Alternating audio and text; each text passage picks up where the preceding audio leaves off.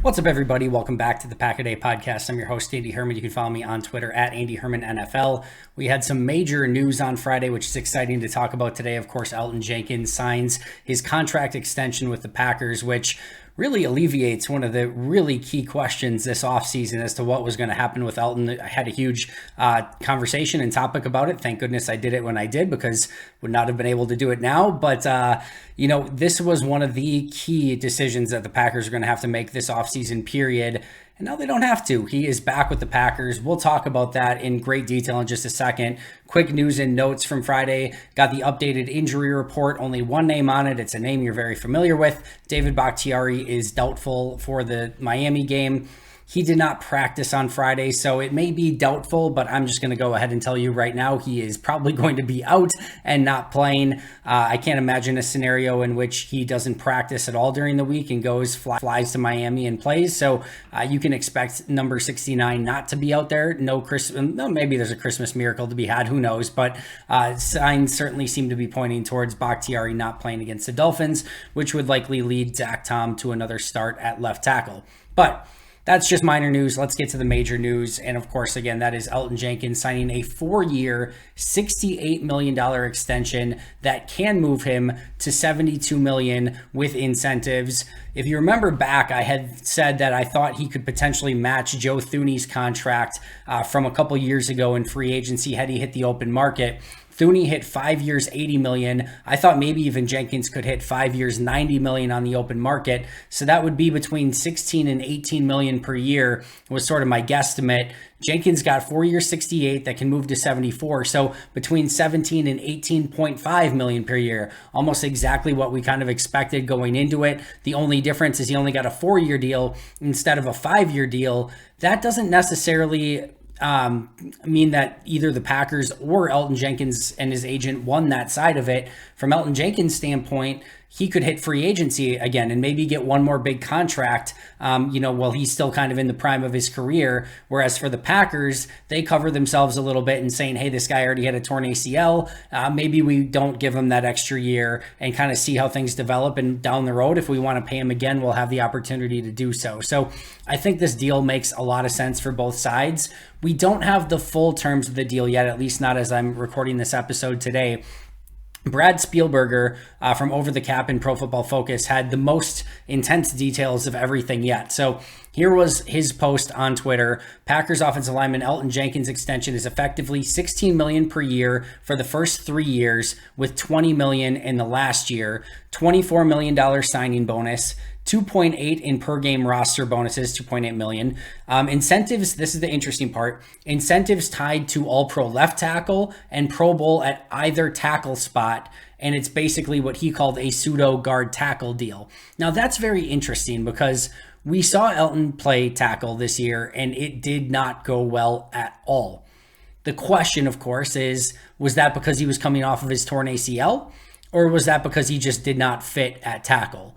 The truth is probably somewhere in the middle. He was rusty. Even if you remember, he played he played at right tackle for the first 4 or 5 games, or whatever it was. Then he played 1 game at left guard and then sat out a week and then played at left guard every game after that. That 1 game at left guard prior to sitting out the 1 week that he sat out, he struggled at left guard there too, and you could tell he was still struggling from the ACL and wasn't quite himself. Since coming back from that 1 week absence, he's looked awesome at left guard and has looked like Elgton Jenkins, and you could almost see like that rust being off and him feeling a lot more comfortable. So it will be interesting to see where Green Bay wants to play him long term.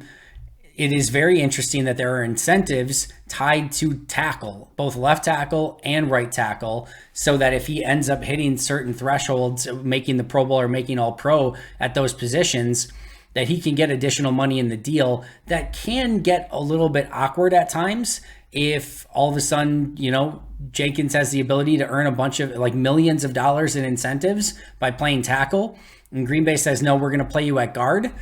Like I said, sometimes that can get a little bit awkward.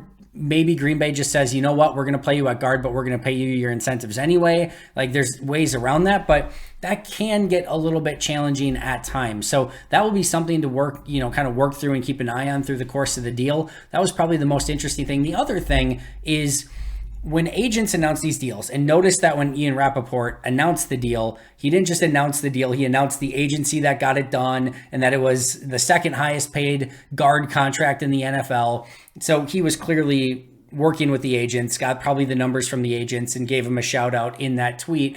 But the reason that I say that is almost always when you hear the first terms of the deal, it's agent talk, right? It's not really what the contract's going to end up being. When I get the full numbers, I'll break it down for you guys a little bit more to be sure. But what usually happens is they inflate those numbers. So it's interesting to me that the only reported guarantee, at least at the onset, and again, Rappaport almost assuredly working with the agents on this, the only guaranteed reported was $24 million in signing bonus. Now, it is likely that probably some of the first year of the deal, if not all of the first year, maybe part of the second year, is guaranteed as part of that contract as well. We'll see it when we see it, but the fact that only $24 million in signing bonus was in this deal is a little bit interesting. Like I said, there's probably some guarantees on top of that, but if it was a massive guarantee, it almost assuredly would have been reported as like a $50 million of it was guaranteed in the deal. So this makes me believe that this wasn't a massively guaranteed deal. Green Bay probably protecting themselves a little bit from injury protection with the torn ACL already on the books. And then you get into that fourth year of the deal, based on Spielberger's reporting of it, with it being kind of $20 million in the last year and not a ton in signing bonus. I can guarantee you that there's not going to be probably guaranteed money in that final year of the deal other than the signing bonus. You're probably looking at the Packers being able to get out of that deal in year 4 and save some real serious money if that ends up coming to fruition and being the case. So, like I said, we'll go down and break down the details of the contract in a much more minutia when we actually get the full details of the deal. But on the surface, from what it looks like the deal for both sides. I think Jenkins did pretty well. I think the Packers did well, especially with maybe protecting themselves down the road. Probably ends up being more of a 3-year deal with kind of like a 4th-year team option, if you want to look at it that way, would be my guess. And either way, you're paying for a really good football player. So I don't hate anything that I'm seeing on the surface here. The only thing that I would say is, and I mentioned this when I did the initial topic and conversation on Jenkins and his contract, I don't know what Elgton Jenkins, there's 2 things that Elgton Jenkins got out of this by signing this today as I'm recording this. He got obviously some security in the fact that, hey, if all of a sudden he tears his ACL in the final 3 games of the season, he's not going to get paid in the offseason. And that can happen. We saw Odell Beckham didn't sign a long-term deal, or wasn't on a long-term deal, played out his contract, and ended up tearing his ACL in the Super Bowl. And we're seeing that effect. Like, he would have got a massive deal, in the offseason had he not torn his ACL in the Super Bowl. Instead, he's now unpaid this year, and that can happen. So he definitely gained some level of security that if he were to tear his ACL or have a major injury in his last 3 weeks, he's still going to get that money. So there is some protection there. The other thing is that he gets to be a Green Bay Packer, and maybe that means nothing, maybe that means something, but those would be the 2 things that Elgton kind of gets out of this, is that basically a 3-game insurance policy, which he probably could have taken out an insurance policy somewhere for those final 3 games of the contract if he really wanted to. But that's one thing. And then 2, if he wants to be a Packer, he wants to be a Packer, and he's probably very happy with the deal. If you look at his photo online, he seemed extremely happy with the deal. So that's awesome. The only thing I will say, though, is he would have got paid more than this if he reached free agency. There is zero question in my mind about that. But sometimes you want to be a Packer, which is awesome, and you want to carry the G, which is amazing. So happy for Elgton Jenkins. And like I said, I think the Packers did well here to get the deal done that they got done. So like I said, solid for both. Let's look at really quickly kind of Elgton Jenkins' play this season. So I mentioned to you, right tackle was an unmitigated disaster. I had him as, I think, one of my top, bottom 2 graded players on the team at the time that he was playing right tackle. It was bad. It was bad. And then I mentioned he played 1 game at left guard, sat out a game, and then over the last 6 games, he's graded plus 3.4 over the last 6 weeks. If you'd extrapolate that over a 17-game season, if he continued on that pace, he would be at plus 9.6 for the season. He would easily have been the top-graded Packer on the team this year if that ended up being the case. And you're talking about only a couple years of Lindsley and Bakhtiari's prime that would have beat that out over the last handful of seasons. So even in these last 6 weeks, he has played at a very high level. And again, if he could carry that out over the course of a season, which we have seen in his career that he's capable of doing, he's a very, very good football player.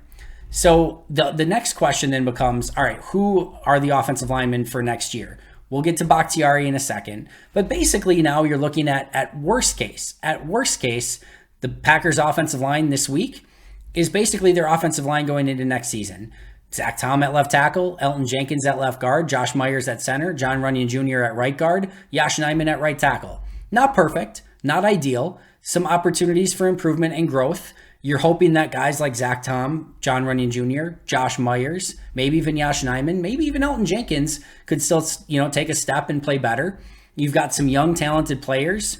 I know they're very excited about Caleb Jones. You've got Rasheed Walker. You still got Royce Newman, not necessarily saying they're super excited about that, but you've got Luke Tenuta, who was a 6th-round draft pick this year that they were able to claim this season. You've also got Sean Ryan, a 3rd-round pick this year. So you've got kind of a semi-established starting offensive line already, and then you've got some young, depth that is at least intriguing. They're going to draft 2 or 3 offensive linemen because they do every single year. Probably sign another handful of undrafted free agent offensive linemen. Maybe pick up a veteran to give you another swing tackle, which they've done in the past with Rick Wagner or Jared Valdir, etc. There's some opportunities there, or you keep David Bakhtiari, and that, of course, is the $30 million question-ish over 2 seasons. So as mentioned before, I don't think the Jenkins contract necessarily affects what happens with Bakhtiari. I will say if they were not able to keep Jenkins, I think it made it much more likely that they would have tried to everything in their power to probably keep Bakhtiari, because losing, I don't care if it's Love, I don't care if it's Rodgers, I don't care if it's a draft pick that they end up taking, I don't care who it is. If you go without Jenkins and Bakhtiari into next season, you're putting your offense well behind the 8 ball along the offensive line. So I do think had Jenkins not re-signed, it would have made it more likely that Bakhtiari was back. But there's certainly not a scenario where, because Jenkins signed this deal, that they don't have the money for David Bakhtiari anymore. They can make that work. If they want to bring David Bakhtiari back, they can still do that. But it is still a major question mark. And how, if he can get back for the final 2 games, how he plays in those 2 games and how the knee continues to hold up. There's a lot of this is just going to be medical. A lot of this is going to be Brian Gutekunst going to the medical team and saying, hey, he's got 2 years left on his deal. How many games is he going to play? Based on your, professional experience, based on your analysis, what are we going to get in this deal? If they say, hey, we think it's going to hold up, we don't have any issues, it's probably close to a no-brainer.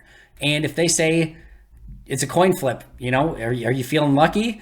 And Brian Gutekunst's got a decision to make. And if it could snap tomorrow and there's a good chance that he doesn't play, another even full season, you probably have to move on. So unfortunately it ends up being more of a medical decision probably than anything else. I do still think that they can bring him back.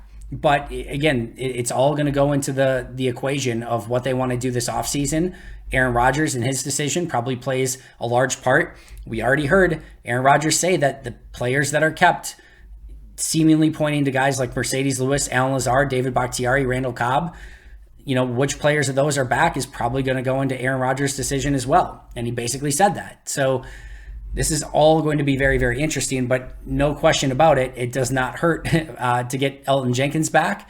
And again, if they want to bring David Bakhtiari back, regardless of what happened with Elgton, you can certainly do so. So that is still going to be a domino that's going to have to fall in what they do with Bakhtiari. But of course, we'll be right here to cover it whenever that does happen. And like I said, I don't think anything that happened with Jenkins really affects that all too much as we move forward, but it will just be worth keeping an eye on. And then the other question, of course, that this brings up, and I know I actually had people DM me, and of course, we're back to the salary cap is fake. I promise you, looking you in the eyes in the camera, I am going to do a salary cap 101 with you guys this year as to how this stuff works. But just to give you an idea, and I mentioned this in the previous Elgton Jenkins conversation as well, Joe Thuney, when he signed his big, massive contract 2 years ago, the cap hit in the first year of that deal, $4.5 million. So it is going to be a backloaded deal. It is going to be spread out amongst probably 5 years, including this one. They were able to get it done within this league year so they can use the salary cap of this year, which matters less because you can carry over the salary cap space anyway. But they get it done this year so they can do that. And like I said, it's going to be massively backloaded, and he's probably not going to cost an exorbitant amount on next year's salary cap. And if they want to do some similar things with Bakhtiari, they can do that as well and continue to borrow from the future. That does not mean that there is no salary cap or that it doesn't affect things, because it absolutely does. But they're going to be able to fit Elgton Jenkins under the cap without any concern, based on it being the first year of a long-term deal. This will actually help them build an offensive line and not have to pay an exorbitant amount of money. So this is, like I said, going to help Green Bay and their salary cap. Not help, because he wasn't on the books, right? So anything, even if he made $2 million, that it still takes away. But it's still going to be a very cost-effective deal in 2023, to say the very, very least. And that's going to be the big reason why, A, they were able to bring him back, and B, the reason that they can still bring or keep a Bakhtiari and still kind of keep some of this team together if they want to go in that direction. And then lastly, that kind of brings us to the final decision of, like, was this the right deal to make? Because you've got an offensive guard who's generally it's changed a bit because of the Aaron Donalds and the Chris Joneses, and like, we're in a golden age of defensive tackles. Kenny Clark, Grady Jarrett, like, we could go on and on. Dalvin Tomlinson, Leonard Williams, like, just the defensive tackles in this league right now are just stupid good. So the value for guards have gone up. It's definitely a position that's valued far more than it used to be, in large part because of all the talented players on the interior of the defensive line. But you've got what still is generally considered a non-premium position. You're making him the second highest paid guard in football. He's never played to that level. I know, and I've mentioned this before, I know people have this idea that he is all-pro, first-team caliber guard. He has never shown that. He's always been good. He's almost always been really good, but never first team all-pro, never even really like high-end Pro Bowl caliber player. We just haven't seen that from Elgton Jenkins. Now you're making him the second highest paid guard, at least as of the day that the contract was signed. I do think we need to see the final contract to see exactly what it looks like. We can't trust just the one blurb that we get, 4 years, whatever million, $72 million. We're going to have to see the ins and outs of it before we make a final determination. He has been playing very well as of late, as I mentioned. To me, in his last 6 games, he looks like a Pro Bowl left guard. Had he never torn his ACL, and had we never experienced any sort of bad Elgton Jenkins, even for a handful of games, even at a position he's probably not going to end up playing, this to me is a no-brainer deal. So I think, we have a little bit of recency of like, all right, he didn't look good at right tackle. Maybe doesn't have quite the versatility we thought he once had. He looks a little bit more human this year than maybe we've seen in the past. But I still think a lot of that was ACL rust, playing out of position. I still think he has left guard, center, right guard versatility. He can probably kick out to left tackle in a pinch. So I still think there's some versatility there. And he's just been a good player when he's been healthy. And I don't think you can take the first handful of games at right tackle coming off a torn ACL and really hold it against him too much. The 2 questions I would ask when you're giving out this type of money, when you're giving out this type of contract is, A, is he an impact player? I would argue that Elgton Jenkins is not an impact player, period, but I would also argue that this is not a mauling physical offensive lineman that's going to move people in the running game and just pancake players and, do that sort of thing. I do think he's a very good offensive lineman that helps keep your quarterback clean, that helps your running game, and he just helps every aspect of the game. So would I consider him an impact player? Maybe not, but he is a little bit of a force multiplier in that he's going to help Christian Watson because the quarterback's going to have more time. He's going to help the running game because they're going to have more room because Elgton Jenkins is out there. Even if he's not a mauler, he's a solid run blocker. Like, he's just a very good football player, and he's going to help everyone else on offense because he's out there. And because of that, I think it makes sense. And the other question I always ask, if you're a defensive coordinator, are you losing sleep at night because you got to go against Elgton Jenkins? And I would say probably not, right? Like, you're aware of it, but like, you're not like, oh, we got to go against Elgton Jenkins today. It's going to be a long Sunday. Like, I don't think you necessarily look at it that way either. So I do think this is a very big contract for a player that's probably not quite in that upper echelon of players yet. Maybe he gets there. That's certainly within the realm of possibility. But at the end of the day, my sort of gut feel off of it is he's a really good football player that's homegrown. You drafted him. You developed him. He wants to be a Green Bay Packer. Clearly, he didn't seek out free agency, which he would have and probably, or could have and would have received better offers on the open market. And he's just going to help everything on the offense on this team moving forward. He's still young. He's talented. I still think he can get better. He has versatility. Like, there's nothing about that player that you don't want back on your team in some capacity. Could it end up being a little bit of an overpay? Maybe, but salary cap's going up. And like I said, that fourth year of the deal, my guess is they're going to be able to get out of if something goes wrong as well. So to me, good deal on paper. We'll look at it a little bit more in detail when we get the final numbers, but I like it. I'm excited to have Elgton Jenkins back in Green Bay. Everything else, time will tell, and we'll keep monitoring it as the length of that contract goes along, and we get to look back at it and, after 3-4 years and say, yeah, that was a really good deal, or wish they wouldn't have done that. But as we sit here today, without the benefit of hindsight, like the deal for Green Bay, and we'll break it down further when we get the full details of the contract. That's going to do it for me today. If you are a Christmas celebrator, Merry Christmas Eve, and Merry Christmas tomorrow. We'll be right back here tomorrow with an all-new episode breaking down Packers-Dolphins pregame show, so make sure to check that out as you're unwrapping presents. But until next time, and as always, go Pack Go.